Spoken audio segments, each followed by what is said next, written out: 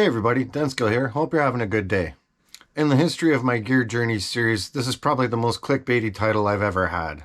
You just say words like Quad Cortex sucks or I'm selling my Quad Cortex and that gets you views.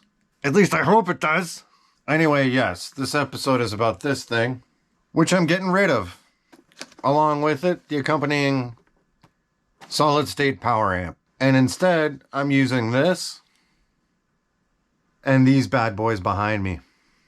But Denskill, why? You just got the Quad Cortex. This is true. It is now mid-December, and I've had it since late summer. Prior to that, I also test drove a Boss GT1000. Long story short, I've been rocking the Quad Cortex with a solid-state power amp for about two and a half, 3 months, maybe 3.5, whatever. I'm no good at math. So I've brought it out to about 5 or 6 different practices, jam situations, and it's really, to be honest, hasn't held up. From an actual sound quality point of view, I guess it's okay, at least to my ears, but it doesn't sound like an amp in the room with a guitar. Like, for whatever reason, I just can't get it to sound the way I like it to. Now, don't get me wrong, it still sounds good, but I really miss that responsiveness you get from a tube amp. I also don't like the fact that it's kind of hard to tweak on the fly. The Quad Cortex is probably as easy as it gets with the touchscreen,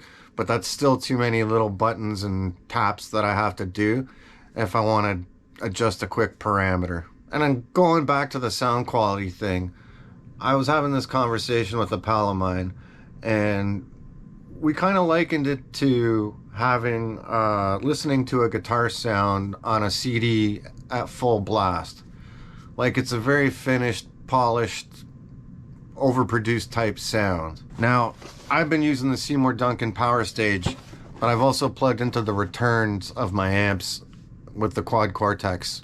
And yeah, I just couldn't get this thing to sound anything other than boxy, nasal, frumpy. I don't know, I just didn't like it. Now, I know a ton of you, or at least both of you that watch my channel, are going to freak out and say, well, you just could have tweaked it a lot more. You could have just tweaked it and adjusted. And are you using the right IRs and all this stuff? So I've gone through a series of tests using different IRs, different amps, really run the gamut on this thing. I even did a capture of my orange, and I just don't find the sounds that intriguing or really adjustable either. I've run it through an FR cabinet and through a couple different speaker cabinets, and whether it's a real power amp with tubes in it or the Seymour Duncan Power Stage, I just can't get a sound that I enjoy. So I'm going back to lugging amps around, pedal boards, guitars. Don't get me wrong, the Quad Cortex is a dream for certain applications. I had it set up really great for my cover band where I could just go through each song and switch scenes, and it was just like 1 or 2 clicks and 3 or 4 things would light up all at once. And it was kind of fun browsing through some of the options and some of the cabinets and sounds. But what it comes down to is I was spending a lot of time tweaking and menu diving and adjusting, and there's a lot of option paralysis there. This little pedal board is what I'm using for my cover band now. It's got 3 types of gain, a multi-effects here, and a boost. And I'm good. And this is the first pedal board I built on my own without the help of Jamie from 32pedalboards.com. Not as nice as one of his, but I'm pretty proud of it. I guess that's all I have to say about this thing. I mean, I did really enjoy it for the time that I had it, but I mean, I'm getting rid of it just like I got rid of the Boss GT1000. It's a preference thing. You know, the ease of use and the convenience of having like a multi-effects pedal board like one of these can't be underestimated.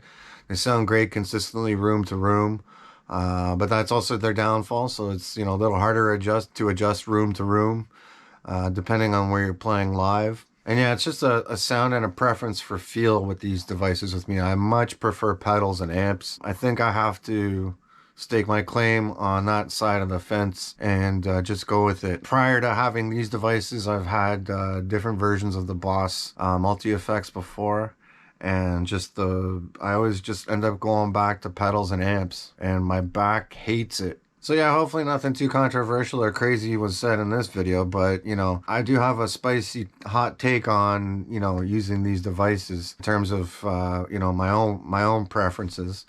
But I'd love to hear your thoughts and comments. Are you guys still big on using the multi effects and the axe effects and the Kempers and that kind of thing? Does the convenience outweigh the menu diving and all of that stuff?